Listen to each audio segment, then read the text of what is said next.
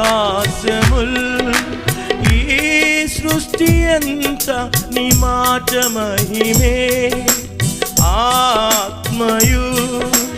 మా జ్ఞానమంతా నీ దయే ఆశ్చర్యకరుడా అనంత జ్ఞాని అతిశయమే నిన్ను కలిగిందుట ఆశ్చర్యకరుడా